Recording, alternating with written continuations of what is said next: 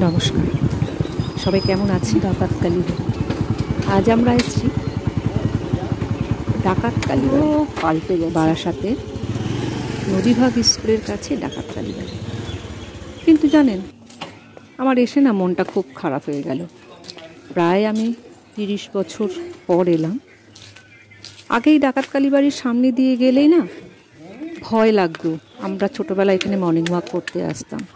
এখন এটাকে এত পাঁচিল দিয়ে ঘিরে, লাইট দিয়ে ঘিরে, চারিদিকে দোকানপাট হয়ে সেই ভয় গা ছমছম যে ব্যাপারটাই যেন নষ্ট হয়ে গেছে।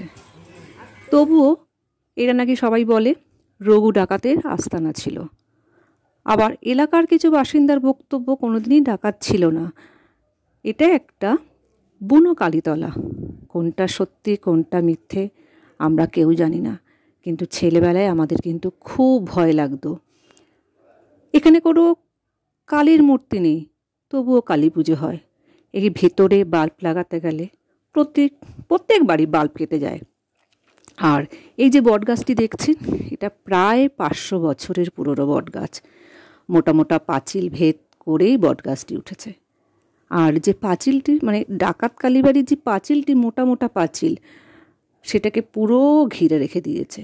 আবার দেখলাম নতুন একটিখানে মন্দির হয়েছে। যাই হোক, আমার সেভাবে কিন্তু না ভালো লাগলো না। কালীবাড়ি একটা গা ছমছম, আগে জঙ্গল ছিল, বড় বড় জঙ্গলে ভেতর দিয়ে রাস্তা ছিল। এখন এত লাইট, এত বাড়িঘর হয়ে গেছে, সেই যে ভয়ের ব্যাপারটাই এখন চলে গেছে।